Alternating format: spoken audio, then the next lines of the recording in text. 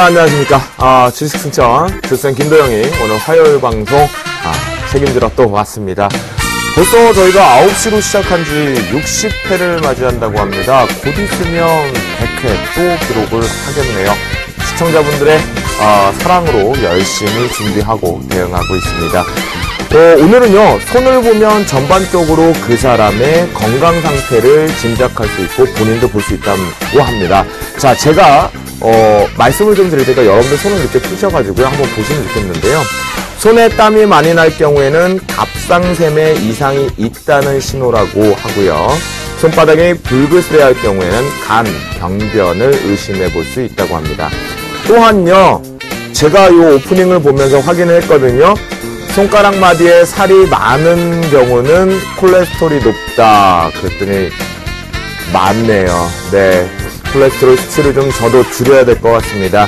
여러분의 손 건강은 어떠십니까? 하루 종일 클릭, 마우스로 하시다 보니까 조금 경련이 일어나지 않으셨습니까? 그렇다면 본인이 자발적으로 조금 경락을 좀 하시면서 손의 스트레스도 많이 풀어주시면 좋겠습니다. 뇌가 회전하는 데 있어서 좋다고 하니까요. 자주 체크해서 우리 건강의 적신호 조금 줄여가 보고요. 주식시장의 적신호는 주식승천에서 줄여가 보도록 하겠습니다. 유가증권 시장 4.59포인트 상승 마감한 1965.74포인트로 마감했습니다. 코스닥 아주 안 좋은 상황들, 지수는 별것 아니었었지만 상당히 위축됐습니다. 2.04포인트 하락 마감한 486.15포인트로 거래를 마쳤습니다. 원달러 환율치 0.4원 하락 마감한 1051.1원으로 거래를 마치는 모습이었고요. 선물시장 역시도 변동성은 만들어내고 마감하는 모습이었습니다. 자, 그러면요, 우리 주식승천 10분의 멘토분들의 성적표 확인하는 포트폴리오 점검 시간 출발합니다. 운영원칙입니다. 저희가 제시한 매수가에서는요, 플러스 마이너스 3%의 밴드에서 저가 편입이 시도됩니다. 또한 포트폴리오는요, 최종 5종목, 각각 종목당 20% 비중으로 운영된다 라고 말씀드리도록 하겠습니다. 정동 멘토의 포트폴리오 캠트로닉스가 장중에 결국 손절가 2만원을 터치했습니다. 그로 인해서 수익률 매도 처리되었다라고 말씀드리겠습니다. 이드코 멘토의 포트폴리오입니다. 금일장 플렉스컴이 0.97%, 삼성전자 쪽 얘기가 좀 많이 돌았었죠. 하지만 플러스권 쪽으로 상승 마감하는 것이 특징입니다. 정재훈 멘토의 포트폴리오입니다. 리드코프를 이익 실현 가격이죠. 손절가라는 것이 이익 실현 가격으로 설정이 됐는데요. 7,600원을 리드코프가 장중에 터치했습니다.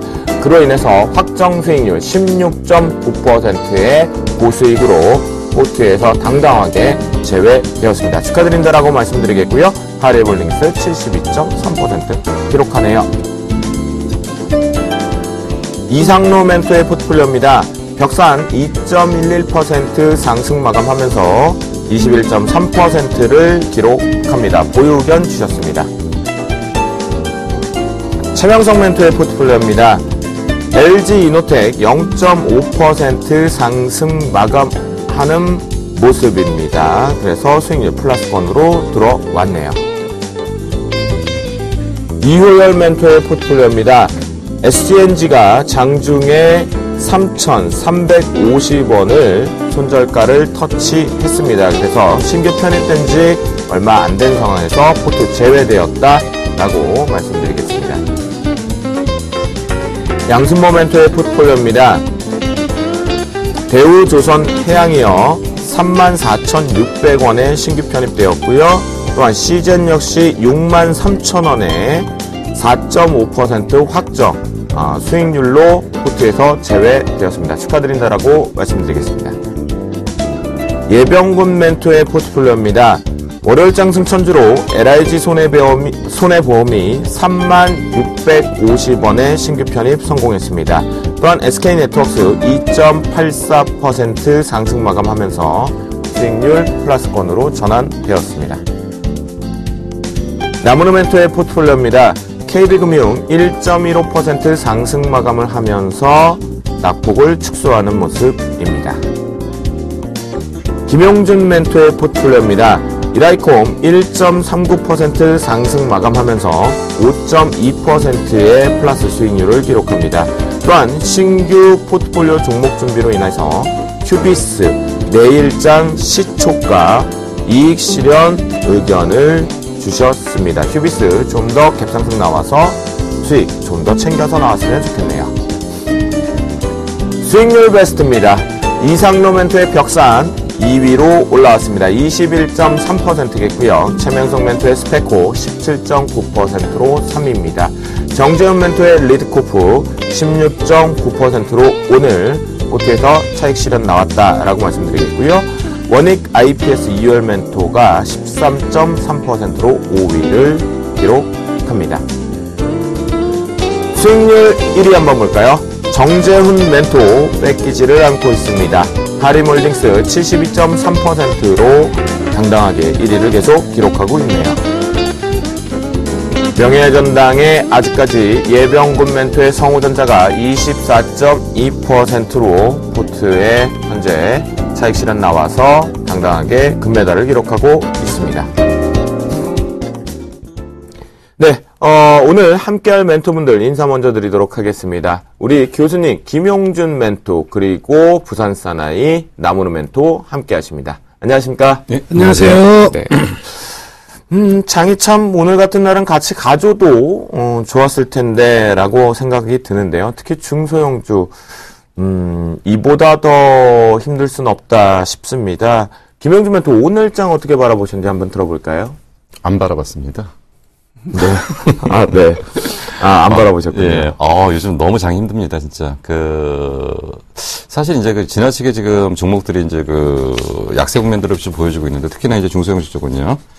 근데 일단 이렇게 보셔야 될 것 같아요. 결국 이제 가장 큰 틀에서는 이제 FOMC에 대한 불안감은 분명히 있는데, 지금 미국 쪽에서 이제 얼마 전에 아마 FOMC 설립 100주년에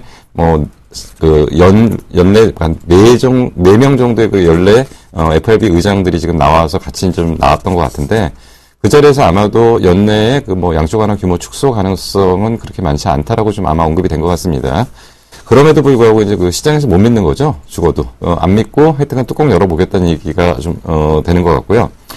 그리고 특히나 이제 중소형주가 약세 국면을 보였던 거는 사실 올해만 시작할 때만 해도 이제 정부 정책에 대한 기대감이 좀 상당히 컸었는데, 그런 부분들이 이제 정치적인 여러 가지 이슈 때문에 결국 이제 법안들이 국회에 통과되지 못하고 이럼에 따라서 이제 심리적인 위축감들이 동시에 작용했고 지금은 매도세가 많아서 주식이 빠지는 게 아니고 매수세가 없어서 주식이 빠진다고 일단 볼 수가 있고요. 그렇죠. 오늘 참 여러 가지 종목을 점검해 보다 보니까 참 놀랄 일이 하나 있었습니다. 78,000원짜리 주식이 시가총액이 2,100억짜리인데 하루 거래량 오늘 3주 나왔네요. 그러니까 이 정도로 지금 거래가 지금 빈약하다는 얘기입니다. 전체적인 시장에서. 그래서 이런 현상들이 지금 이제 누구도 지금 주식을 사고 싶어 하지 않은 게 지금 가장 문제고요. 결국 이 심리를 얼마나 빨리 돌려줄 수 있느냐. 이게 좀 중요한 것 같은데요. 오늘 이제 대신증권 보고서를 하나 읽어보니까 그런 얘기들을 좀 했습니다. 대신증권에서는 역대 모든 내용들을 점검해 봤을 때, 지금 중소형주 가격대는 3년 내 최저치에 와 있다. 그리고 이제 내년 1월 달에는 거래소보다 상대적으로 상승률이 좀 높을 걸로 보고, 대신증권은 1월 분석 자료에서 내년 1월에 중소형주 상승 랠리를 5.5% 정도로 예상한다. 그래서 이제 지수대로는 한 30포인트 정도 올라올 수 있을 것 같고요. 코스닥 기준으로. 그리고 웬만한 종목들 1월 달에 많이 상승할 수 있을 거라는 보고서가 나왔습니다. 이제 아마 그거는 지금 현재 상황에서 좀 참조를 해야 될 내용이 아닌가 좀 생각이 듭니다. 네, 그래요. 알겠습니다. 자, 전체적으로요. 특히나 또 한 해를 마무리하는 시점이잖아요. 특히나 지금 저희가 긴급적으로 확인을 해본 결과 연말 같은 경우는 이 긴축이나 위축되는 내용들을 좀 많이 발표를 하지 않았다라는 통계가 좀 있다고 하니까요. 우리가 또 나무르 멘토를 통해서 긍정 바라볼 수 있는지 한번 들어보도록 하겠습니다. 재미없으시죠? 네. 1950포인트 기다려보자고 제가 말씀해드린 게 벌써 한 2, 3개월 이상 됐는데요. 1950 왔거든요. 그러면 재밌는 게요. 이 왔으면 제가 기다려보자고 한 이유가 어디 있을까요? 1950 오면 사자는 이야기죠. 근데 막상 살려고 하니까 무섭죠. 공포에 항상 기회가 있는 것입니다. 자, 오늘 시장 보니까요. 어저께와 오늘 어떤 의미였냐면 1950을 우리가 이틀 전에 찍었는데 어저께 오늘 지금 중국 증시가 이틀 연속으로 떨어졌습니다. 우리가 한동안요 거의 중국 증시를 안 봤거든요. 근데 지금 봐야 됩니다. 왜냐하면 우리 지수가요 2009년 금융위기 이후에 정확히 나스닥과 중국 상해 지수의 중간에 와 있습니다. 이 미국과 중국의 정확히 중간에 와 있다는 점은 이제 우리는 어느 쪽에도 휩쓸리지 않는 가운데 이제 어느 쪽에서 희망을 가지고 갈 수 있느냐. 이제부터 본격적인 저평가냐 고평가가 이루어질 부분이거든요. 그렇기 때문에 이제부터 중국 증시가 사실은 한 이틀, 3일 동안 영향을 주고 있어요. 그렇기 때문에 우리 중국 증시를 이제부터 다시 보셔야 됩니다. 그래서 오늘 같은 경우에도 이 차트를 한번 보시면은요. 중국 상해 지수인데요. 지금 어저께 급락 1.8%, 그리고 오늘 같은 경우도 장 초반에는 플러스권 출발이 되었어요. 그렇지만 계속적으로 좀 미끄러져 내려오니까 외국인들이 오늘 1,500개 이상의 선물에서 순매수를 보이다가 급격히 매도로 돌아섰거든요. 지금 그렇지만요, 심리가 굉장히 좀 떨어져 있는 상황을 지금 외국인들이 12월달 들어서 지금 선물로 매도한 금액이 금액으로 따져보면 한 2조 정도 되거든요. 현물로 나온 금액이 2조가 나왔어요. 그럼 이제부터 외국인들은 선물을 이용해서 이익 실현할 가능성이 많고요. 따라서 환매수가 들어올 가능성이 많습니다. 그래서 쇼커버링이 들어오게 된다면 현물 쪽으로 들어올 가능성이 많고요. 현재 코스닥 수급이 부족한 거는요, 이 심리와 수급 두 가지 측면이 거래소도 받쳐주고 있지 못한 상황이다 보니까 코스닥 쪽으로 지금 진입이 안 되고 있다. 이렇게 봐야 되겠고요. 아까 이제 김윤주 멘토님께서 말씀하신 건 1월 달에 좀 기대해 볼 수 있다. 1월 달은 원래 이제 한 해에 어떤 기대감을 가지고 갈 수 있는 부분이 있는데요. 어떤 특별한 재료가 나오지 않는다면 일단 당분간도 역시 코스 좀 힘들지 않을까라고 생각해 볼 수가 있겠는데, 여튼 지금은요 즐기시자고요. 1955니까요. 지금 나오는 이야기 어떤 이야기? 1910 간다, 1900 깨진다. 맨날 떨어지면 더 낮은 지수를 부르고 올라가면 더 높은 지수만 부르다가는 언제 삽니까? 저는 그랬죠. 충분히 살 가격이라면 이 가격에서 반드시 사셔야 된다는 거죠. 현금 10원도 남기지 마시고 지금 다 사도 된다. 그렇지만 이제 출발은 역시 대응주가 좀 빠를 수밖에 없는 현재 상황이 아니겠나, 이렇게 말씀해 드리고요. FOMC 요거 아까 그 양적 완화 축소 규모가 좀 50억 달러에서 한 100억 달러 정도로만 나오면은요, 이번에 그토록 항상 산타랠리 나왔는데 한 번도 거의 한 적 없죠. 이번에 산타랠리 충분히 가능하니까 좀 기대를 가져도 될 것 같습니다. 오늘 장에서는 사실은 절망을 본 것이 아니라 충분한 희망을 봤습니다. 그래서 걱정하지 마시고 계속해서 보유, 그리고 종목을 압축해서 좀 수급이 좀 좋은 종목 위주로만 좀 편입을 하자, 이렇게 말씀해 드리겠습니다. 네, 그래요. 우리 나무르 멘토, 긍정적인 모습에서 희망을 주셨습니다. 산타 랠리 있다라고 자신있게 얘기를 해주셨고요. 자, 나무르 멘토 얘기와 김영주 멘토 얘기를 좀 들어보니까 또 궁금한 게 생각이 됩니다. 김영주 멘토. 네. 조선주 약세가 지속됨에도 불구하고 네. 조선주가 지금 나오고 있다라는 건 우리가 조금 희망을 봐도 되는 것 아닙니까? 조선주 쪽에 이제 수급의 주체는 지금 이제 외국인이 아니었고 이제 국내 기관들이었는데요. 네. 어차피 이제 내년을 좀 바라보는 것 같아요. 내년을 좀 바라보는 것 같고, 내년에는 어쨌든 이제 조선 쪽의 업황은 전체적으로 이제 글로벌 경기가 산다고 보기보다는 저번에도 이제 계속 말씀드렸던 게, 이제부터는 배도 뭐가 문제가 되냐면, 소위 말하는 연비죠. 그러니까 배 같은 경우도 연비인데, 지금 대부분 선박들이 이제 많이 노후화돼 있기 때문에, 오히려 노후화된 걸 끌고서 유지비가 많이 드는 것보다는 신규 발주를 내가지고 그 비용을 커버하는 거. 그래서 이제 에코십이라는 얘기를 계속 좀 드렸던 거고요. 네. 그런 부분에 대한 확대가 나타날 수 있는 부분들이 분명히 내년에 좀 있을 거다. 그렇기 때문에 조선 관련주들은 실적 부분에 대한 부분들 최악의 상황 지나갔고요. 그리고 저가 수주 지나갔고, 그리고 이제 발주가 정상적으로 진행되고, 거기다가 이제 성장 정책이 될 수 있는 것이, 결국은 이제 해양 플랜트 쪽인데, 해양 플랜트는 계속 좋았어요. 해양 플랜트는 계속 좋은데다가, 이제 상선 쪽에 대한 부분이 이제 해결이 된다면, 아마 조선주 쪽은 전체적으로 내년에 이제 큰 그림에서는 아주 괜찮은 그림이 나오지 않을까 생각이 듭니다. 네. 그래요. 결국은, 그래요. 맞습니다. 김영주 멘토가 정확히 짚어주셨는데요. 최근에 조선주들의 강한 상승세의 수급의 특징은 기관이었다. 라고 설명을 좀 해주셨습니다. 자, 그러면요. 1950포인트에서는 기다려라. 그리고 매수를 해라. 지금 현금을 보유하고 있지 말아라. 라고 얘기를 해주셨군요. 나무르 멘토. 네. 외국인들이 지금 어느 업종에 집중적으로 매수를 하고 있나요?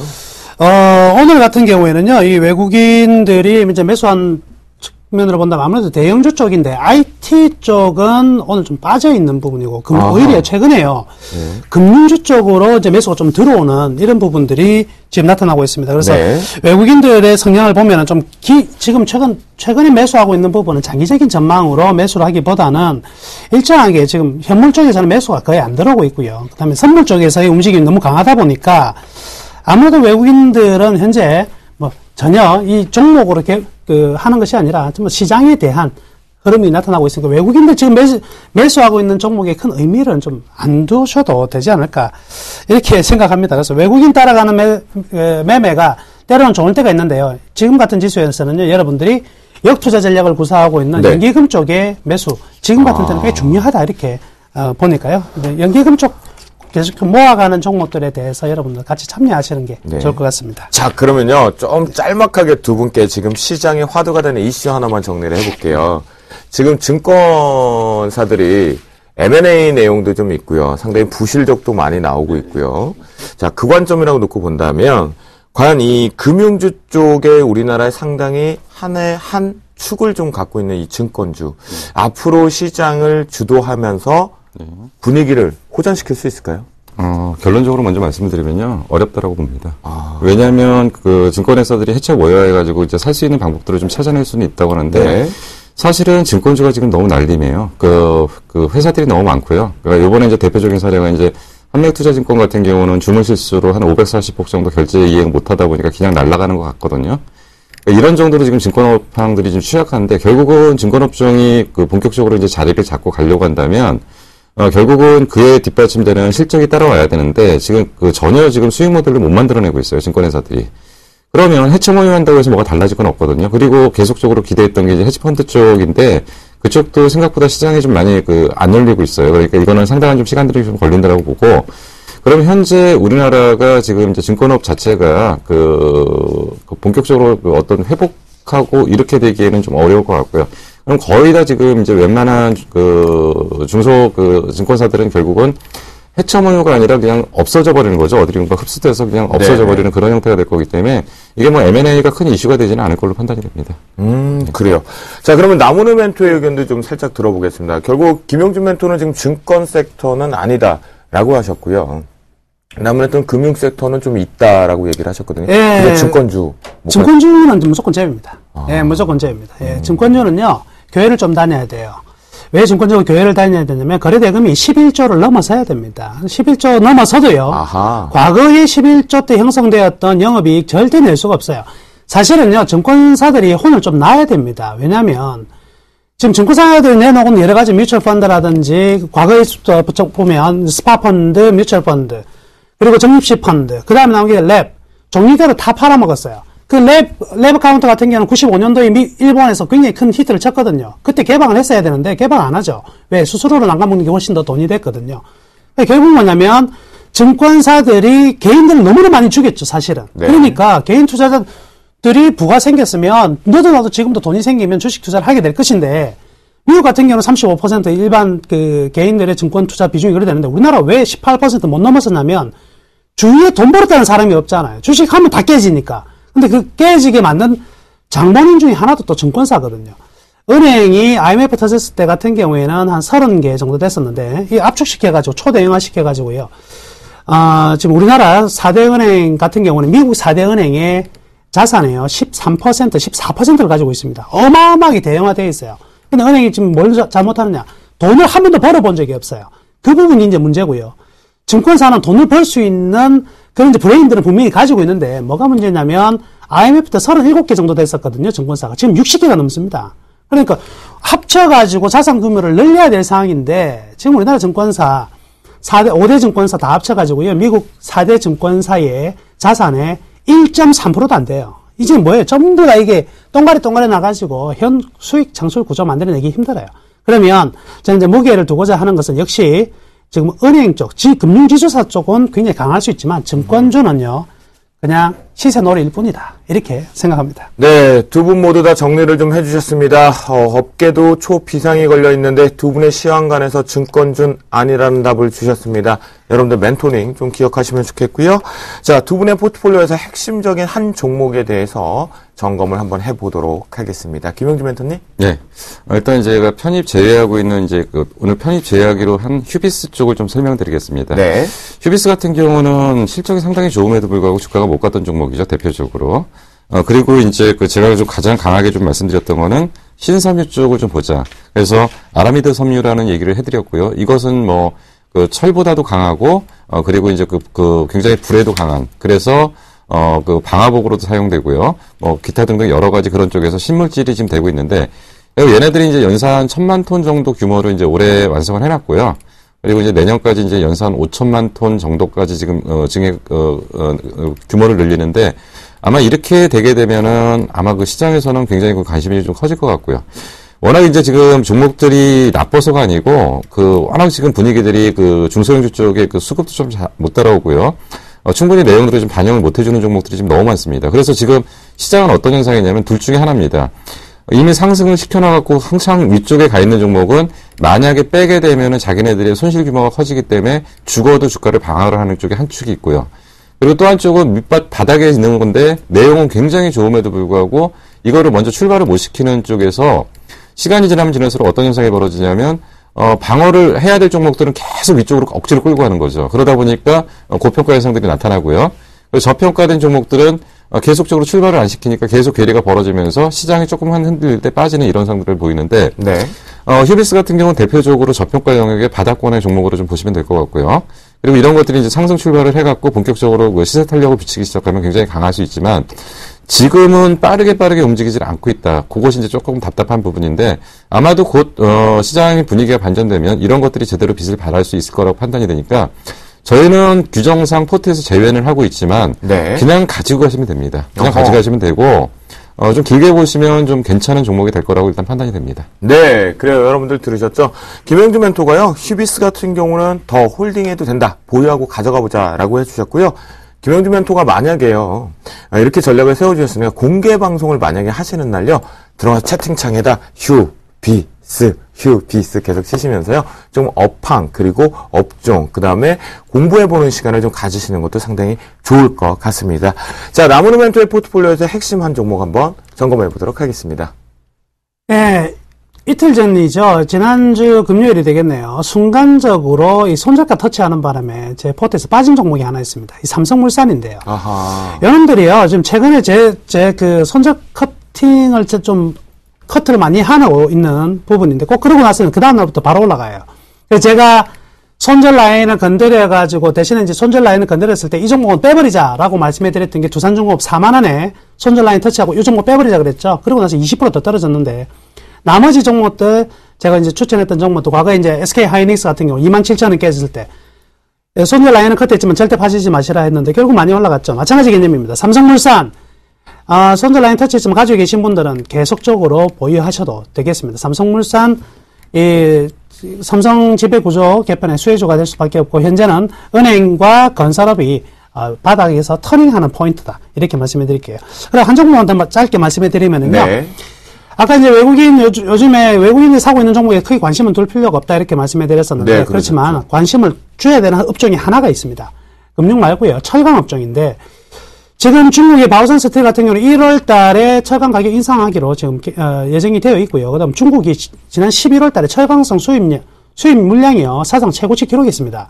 즉, 그리고 중국의 연령강과 냉연강의 재고가 급속도로 떨어지고 있는 부분이거든요. 그럼 1월 달에 이 철강 가격이 안 올라갈 수가 없죠. 그렇기 때문에 포스코 등 철강 관련 종목들요. 놓치지 마시고 계속 보유하시기를 바라겠습니다. 네, 그래요. 두 종목 우리 나무르 멘토의 삼성물산과 포스코 내용을 좀 상세하게 좀 들어봤습니다. 자, 이제 본격적으로 이 두 분이 준비한 시간, 화요일 날은 흥미진진하다, 시간이 간 줄 모른다라고들 많이들 생각하시던데요. 자, 저도 흥미진진한 그 시간입니다. 이 두 분이 준비한 시간, 종목 발견, 신봤다, 시황관 읽으러 갑니다.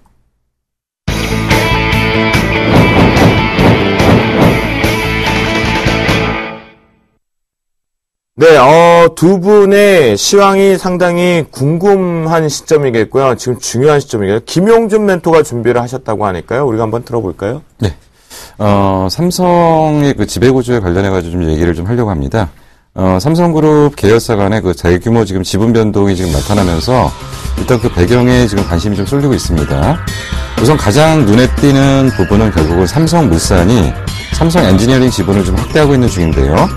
삼성물산은 공시를 통해가지고 보유 중인 삼성카드 지분을 삼성생명에 전량 매각을 했고요. 이에 따라서 삼성생명은 삼성카드 보유 지분 30%를 넘기고 중간 금융지사로 변환했고요. 그리고 이제 그 삼성물산은 계속적으로 엔지니어 쪽의 지분을 좀 늘려가고 있는 그런 구조라고 보시면 됩니다. 이처럼 삼성그룹 계열사 간의 그 지분 교통 정리가 나서는 진짜 목적이 뭐냐? 이거는 이제 경영권 승계를 위한 계열 분리 및 안정적 지배력 유지 때문이라고 일단 해석을 하고 있는 것 같습니다. 네, 그에 따른 우리 김용준 교수님의 종목 발견 신봤다 탑픽 종목은요? 저는 삼성 SDI입니다. 삼성 SDI를 탑픽 종목으로 선정해 주셨고요. 그에 맞습니다. 나무르멘토의 종목 발견 신봤다 탑픽 종목은요? 크레도입니다. 크레듀를 탑픽 종목으로 언급해 주셨습니다. 여러분들 기억나시죠?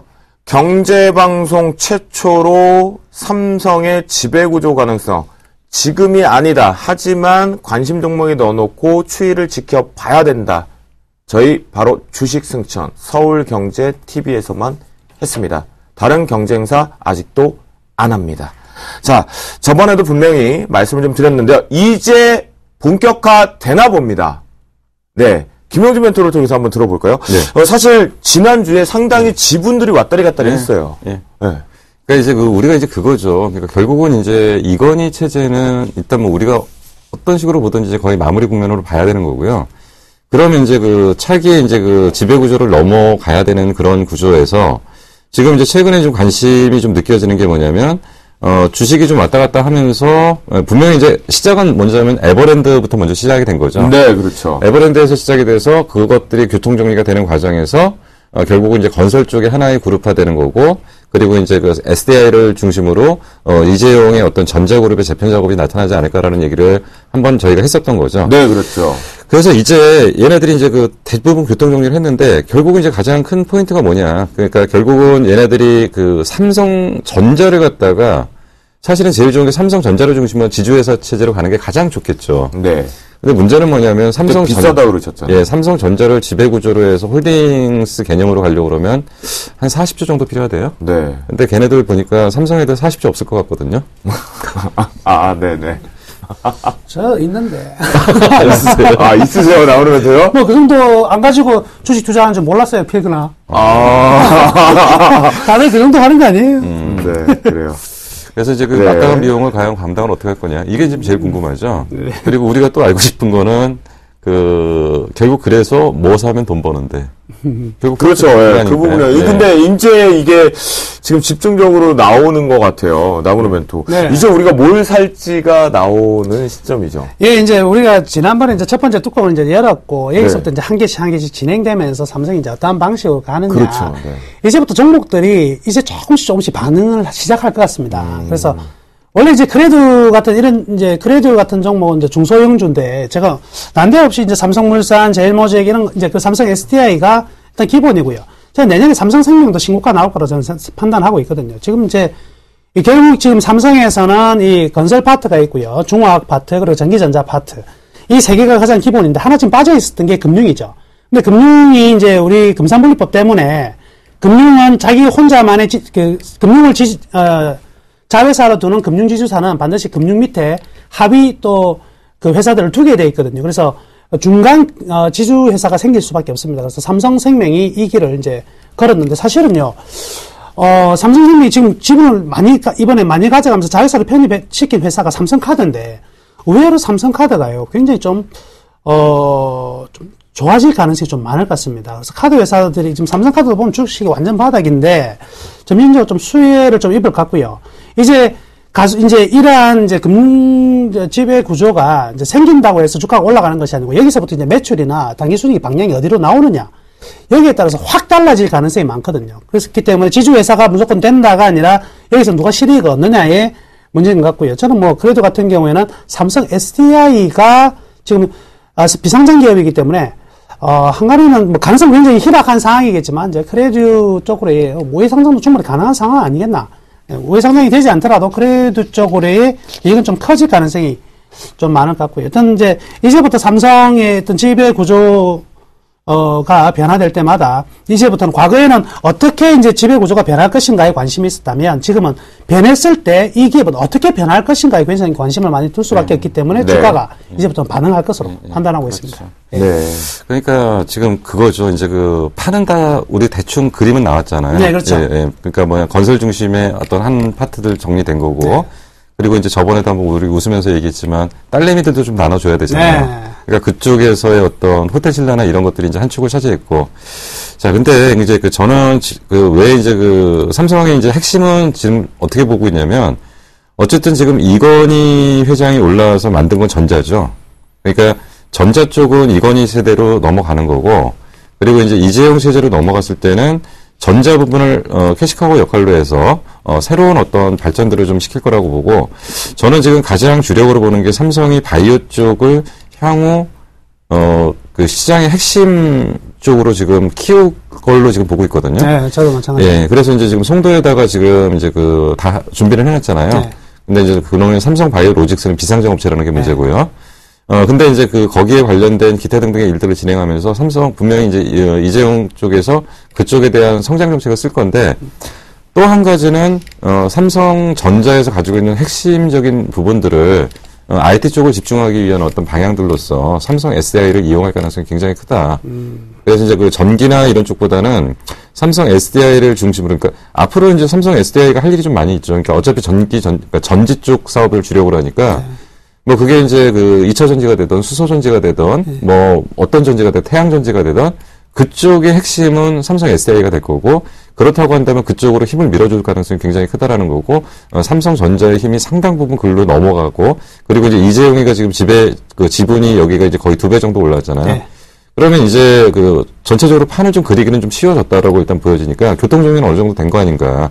좀 이렇게 생각이 들어요, 이쪽은. 일단 지금 삼성이 추가하고 있는 지금 앞으로 향후 먹거리 중에서 네, 대표적인 삼성 바이오로직스 같은 경우는 시밀러. 네, 삼성이 이제 크게 보면 지금 이제 지분 가치를 크게 키워야 되는 게 이제 에버랜드 제일 먼저 키우려고 키우고 나서 상장하려고 할 것이고, 사실 이제 바이오로직스 같은 경우도 지금 정도의 지분 가치로는 안 되죠. 당연히. 주가가 삼성이 이제 평가액이 한 2~3배 이상 올라가야지 그다음부터 상장 이야기가 나올 것이고.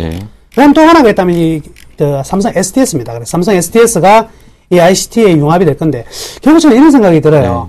삼성전자는 이제는 이건희 체제가 아니라도 잘 돌아간다. 앞으로 잘 돌아가니까 이제 삼성전자를 딱 이제 너는 잘 돌아가니까 돈 많이 벌고, 대신에 여기에서 이제 누가 더 서포트를 해주는 기업이 생길 것인가. 삼성 SDI와 기본적으로, 그리고 제일모직의 이런 전자재료 업체들, 그리고 또 하나가 이제 ICT 쪽에서 삼성 SDS, 이 정도가 이제 융합적으로 돌아갈 가능성이 좀 많을 것 같고요. 결국에 이제 실이익을 얻는 것은 사실 삼성전자보다는 그 하부 제가 방금 말씀했던 기업들이 좀 더 이익을 좀 크게 가져갈 가능성이 높다. 과연 그러니까 시청자분들과 우리 투자자 입장에서 보면 과연 지주자 성격으로 뭐 예를 들어서 SK 같은 경우 SK CNC가 있듯이 누가 지주사를 할 것인가인데요. 두 분이 혹시 판단하고 계시는 곳이 혹시 있으신가요? 지금 그 얘기입니다. 지주사를 만드는데 다 쪼개진다는 얘기죠. 완전히 다 쪼개져요. 그러니까 무슨 얘기냐면 이제 그 전체를 묶어내는 지주사를 만들기 힘들어요, 삼성이. 그러니까 이제 뭐 건설이면 건설의 지주, 금융이면 금융의 지주, 그리고 이제 소재면 소재의 지주, 이런 식의 어떤 다른 그룹과는 좀 다르다. 뭐 저도 동일한 생각입니다. 삼성 전체를 이렇게 지주사로 만들기는 분명히 좀 힘들 것 같고요. 오히려 이제 파트별로 아까 금융지주, 그리고 종합지주, 건설지주 이렇게 나누는데, 이제 이 방식은 똑같아요. 예전에 이제 LG그룹이 GS, LIG, LS, LG로 4개로 이제 분할되면서 서로 인적 분할까지 있었는데, 이제 여기는 그렇게는 되지 않을 거고요. 삼성이라는 큰 둘레 안에 4개 정도의 지주회사로 출범하지 않을까, 이렇게 생각하고. 그러면서 또 한 가지가 이제 아까 말씀하신 이제 삼성 바이오로직스 같은 경우는 이제 결국 이제 키워야 되기 때문에 얘네들이 볼륨이 커지면은, 그러니까 삼성이 하는 형태는 똑같습니다. 이제 초기에 상당한 지분을 갖고 있다가 계속 키우면서 증자를 통해 가지고 계속 자금 조달하면서 거기다 쏘고 자금 조달하고 쏘고, 전자도 그렇게 큰 거거든요. 전자도 그렇게 큰 거니까 만약에 삼성 바이오로직스가 직접 상장을 하던, 아니면 어딘가에 엎어서 들어오던 이거는 이제 그 삼성 이재용이 만든 작품이라고 보는 거고요. 그래서 그건 좀 별도로 긴 얘기니까 그건 네. 나중에 우리가 따로 한번 수혜가 예상될 때 얘기를 할 수 있는 거고 네. 지금 당장 눈에 보이는 거는 전자를 중심으로 한 파괴적인 어떤 IT 쪽의 어떤 핵심은 삼성 SDI가 분명히 가져갈 거다라고 지금 보는 거죠. 예. 바이오로직스 같은 경우에는 예. 이게 상장이 되기 전까지는 아마 지주회사에서 거의 빼고 독립적으로 아마 작업이 예, 예, 들어가서 맞습니다. 그러겠죠. 뭐 가치를 지금 이제, 예. 굳이 거기서 이렇게 묶일 이유는 예, 없겠죠. 그런 것 같습니다. 예. 그래서 이거는 완전히 지금 제가 알기로는 삼성 바이오로직스는 중간 사장들 라인에 결제 라인이 없이요. 바로 막바로 이사급에서 네. 이재용 회장으로 바로 보고하는 부회장한테 보고하는 그런 체제로 가고 있다고. 그래서 합니다. 저한테 이야기를 안 하고 이렇게 보고를 네. 꿈이었습니다. 네, 그래요. 알겠습니다. 오늘 나훈호 멘토님 열심히 던져주시는데, 제가 참 받아먹기가 상당히 오늘. 딸리는 것 같다. 네, 좀 재미는 있는데, 손이 살이 쪄갖고, 네. 콜레스테롤이 좀 많은 것 같습니다. 네, 그런 생각이 좀 들고요. 자, 그러면요, 우리 김용준 멘토의 의견을 좀 들어보니까, 삼성 SDI를 왜 탑픽 종목으로 선정이 됐는지를 우리가 조금은 가늠해 볼 수 있고요. 또한 여러분들 들으셨겠지만, 다른 그룹사에 대비해서 본다면, 삼성의 거대 공룡 가지고 봤을 때, 하나 쪽으로 지주자 성격으로 쏠리지는 어렵다. 각 파트별로의 지주자 성격이 집중될 것이다. 그러면 그 중에 1등을 잡아야 되는 것도 맞는 것 같아요.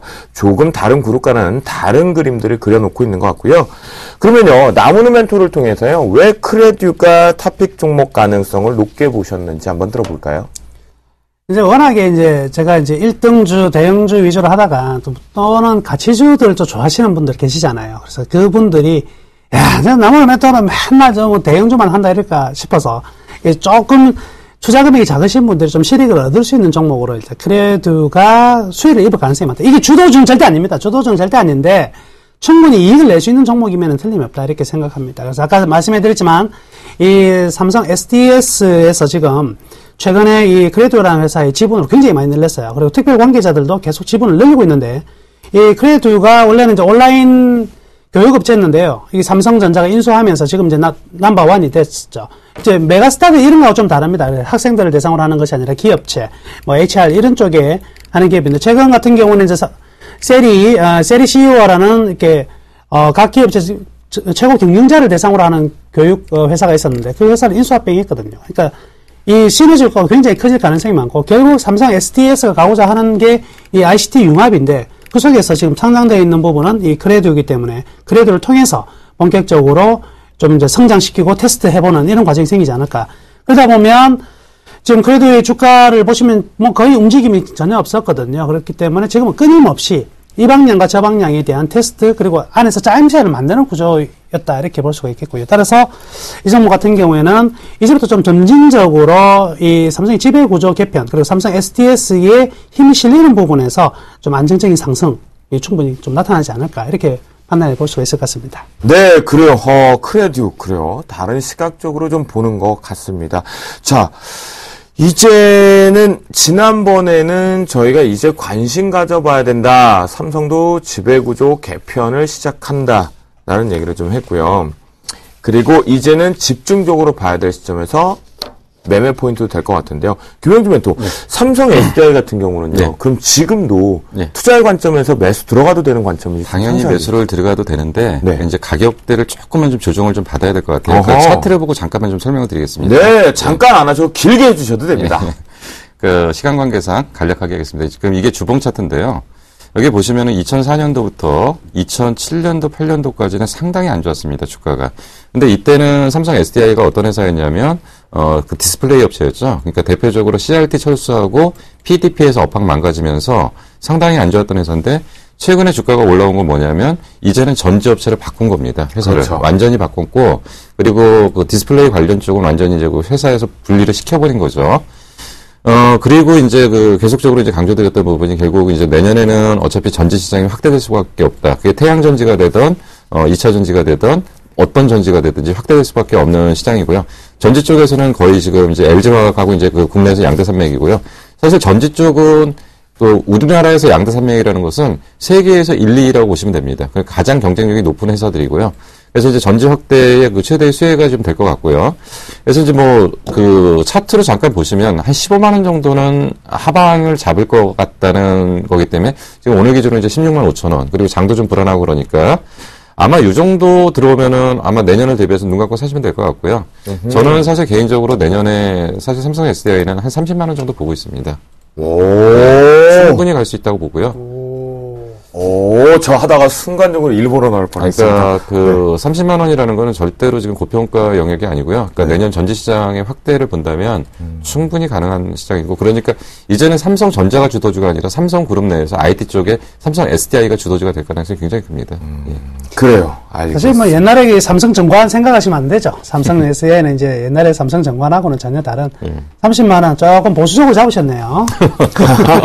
잠깐만요. 그럼 우리 또 이걸 또 주쌤이 또 그냥 갈고리 꽉 엮어가고 해야 돼. 자, 보수적으로 해봤다고 하시니까요. 네. 그럼 나오는 멘트는 어디 정도 보시나요? 30만 원 이상 충분히 가능하고요. 네, 지금 사실은 정말 지금 당장이라도 사고 싶은데 제가 사면 뺄 것 같아가지고 제가 사면 빼가지고 또 손절 라인 터치할까 싶어서 조금 기다리겠습니다. 역시 김영주 멘토와 맥을 같이 해서 15만 5천 원 언더 정도에 들어오면은요 그냥 눈 질끈 감고 사셨다가 주식을 현물로 다시 받으셔가지고 장롱속에 던져 두셨다가 1년 있다가 장롱속에 꺼내면 아파트가 한 채 탁 나옵니다. 네, 충분히 사셔도 될 것 같습니다. 네, 여러분들 들으셨죠? 삼성 SDI 같은 경우는 15만원에서 15만 5천원 밴드에선 사도 된다. 내년을 준비해보자. 라고 강력히 두 분이 합심해서 전략을 세워주셨습니다. 결국 삼성 쪽에서 체질이 바뀌는 종목군들 많이 나온 것 같습니다. 다시 화면을 통해서 정리해보도록 하겠습니다. 네, 종목 발견 신바타에서요. 삼성 계열사 지분 몰아주기, 결국 지배구조 개편이 시작이 됐죠. 새 판 짜나요? 라는 부분에 두 분 다 맞습니다. 맞고요. 라고 새 판 짠다. 라고 해주셨습니다. 김영주 멘토 같은 경우는요. 계열 분리 관련 큰 기회는 반드시 온다. 그 관점에서 눌림목인 좀 더 눌려일 경우에 삼성 SDI를 집중해보자. IT의 대장이 될 것이다. 라는 얘기를 좀 해주셨고요. 나머지 멘토 주가는 개별 기업의 성과로 전개가 된다. 그래서 다른 관점으로 조금 놓고 보면 크레듀 투자 포인트 나올 수 있는 탑픽 종목이다. 라고 정리를 해주셨습니다. 네, 두 분이 전략을 같이 세우셨으니까요. 여러분 잘 대응해 주시면 좋겠고요. 자, 이제는 어떤 승천주로 갖고 승부수를 띄울지 두 분이 이제 각계전투 싸움을 하러 들어갑니다. 내일장 승천주 출발합니다. 검색창에 샘플러스를 입력하시고 전문가 방송에 접속하시면 서울경제TV 특급 전문가들이 여러분의 포트폴리오와 수익률을 책임집니다. 주식 투자 샘플러스와 함께 하십시오. 내일장 승천주로 김용준 멘토 사파이어 테크놀로지가 나왔습니다. 그리고 나무노 멘토 한화케미칼이 나왔습니다. 네, 그러면 김용준 멘토의 사파이어 테크놀로지 ICD의 이후에 또다시 오래간만에 나왔습니다. 살 때가 된 것 같은데요. 김용준 멘토 교수님이 요즘 업황 집중하고 계시는 것 같아요. 내년 준비하시는 것 같거든요. 네. 들어볼까요? 예. 사파이어 테크놀로지야 제가 워낙 많이 얘기를 해가지고 굳이 회사 설명을 할 필요는 좀 없는 것 같아요. 꼬리표가 있더라고요. 김용준 이렇게 써있고 사파이어 테크놀로지. 예. 네. 그리고 제가 이제 참고적으로 좀 말씀을 드리면 제가 이제 수익을 말하다 해서 최근에 3주에 걸쳐갖고 이제 내일까지 방송에 나갈 건데요. 3주에 걸쳐가지고 LED 전 부분을 다 훑었습니다. 그리고 LED에 대한 모든 자료들을 거기다 다 집어넣고요. 네. 그래서 이제 그 부분에서 가장 강조했던 게 뭐냐면 지금 LED 업황이 개화는 시작됐어요. 근데 개화는 시작되는 게 LED 쪽은 크게 두 가지라고 좀 말씀을 드렸는데요. 조명 쪽 부분은 분명히 개화가 됐습니다. 조명 쪽 부분은 분명히 개화가 됐는데, 아직까지도 LED 쪽에서 매출의 70% 이상을 차지하는 것이 IT 관련 쪽. 그러니까, TV 쪽이나, 모니터, 컴퓨터 모니터, 이런 쪽의 부분이 좀, 상당히 좀 많이 차지를 하고 있는데, 결국 이제 이 부분에 대한 실적 그러니까 이쪽에 대한 TV 시장에 대한 부분, 이쪽에 대한 부분만 조금만 개화가 된다면, 아마 LED는 거의 폭발적으로 좀 나타날 것 같습니다. 그래서 지금 LED 종목을 두 가지로 나눠보니까 조명 쪽은 가는데 그 IT 쪽, 그러니까 아까 말씀드린 TV나 이쪽과 관련된 LED 관련 종목들, 대표적으로 이제 누멘스 같은 게 지금 제자리, 못 올라가고요. 서울반도체 같은 경우는 조명에 집중되기 때문에 서울반도체 잘 갔다. 뭐 이렇게 좀 설명을 좀 드릴 거고요. 그리고 사파이어 테크놀로지는 말씀드린 것처럼 LED 업황 전체에서 가장 핵심적인 소재를 만드는 인고 쪽이라고 말씀드렸고, 얘네들이 그 2011년도에는 거의 영업이익률이 60%대가 나왔었어요. 그러니까 매출 800억 하면은 60% 정도가 순이익까지 잡혔었거든요. 근데 이제 워낙 이제 업황이 안 좋다 보니까 2011년도, 12년도, 완전히 망가졌고, 올해도 많이 망가졌습니다.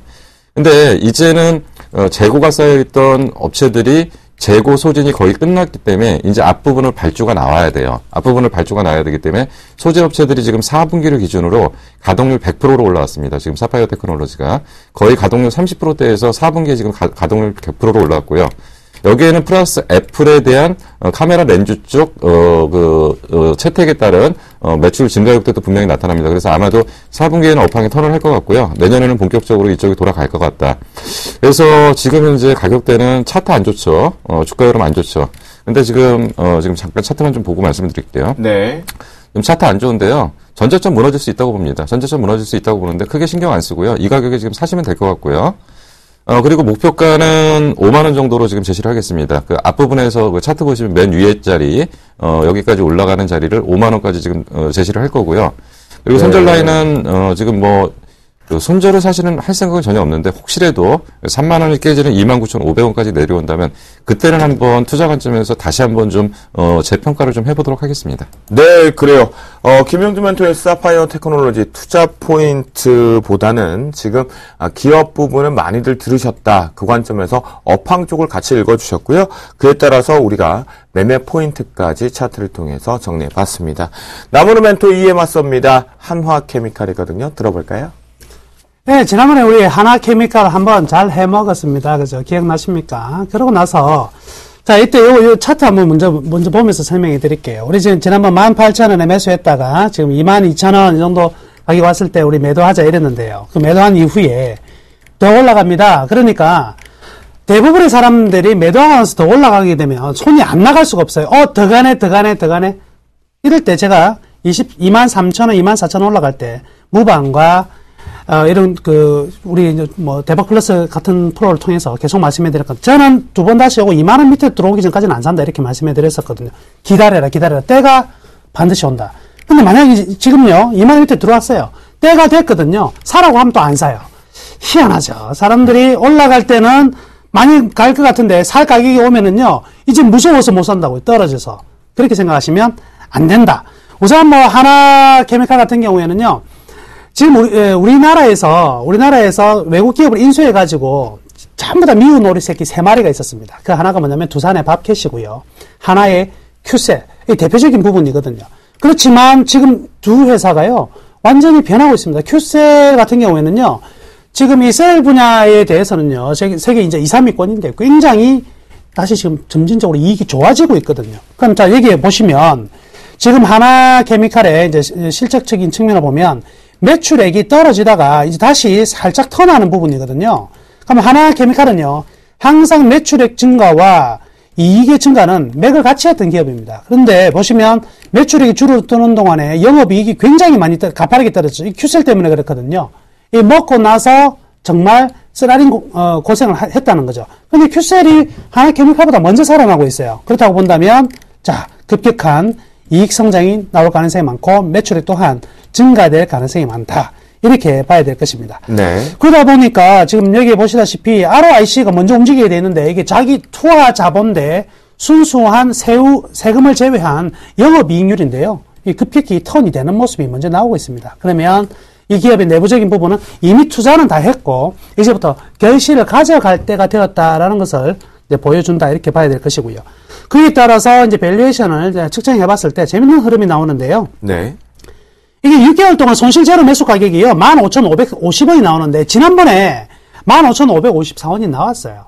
그 가격이 최하단 밴드고 최대 목표가가 얼마 나오냐면 24,800원 나오더라고요. 그러니까 24,800원 정확하게 그 가격이 왔다가 결국 이제 미끄러지더라 이거죠. 그러면 지금 또한 지금 자산가치 평균 주가가 23,900원이 나오는데 지금 이 24,000, 현재의 이익 증가와 이 하나케미칼의 점진적인 안정적인 매출 증가가 이루어진다면 요 가격이 다시 당연하게 올 수밖에 없을 것이거든요.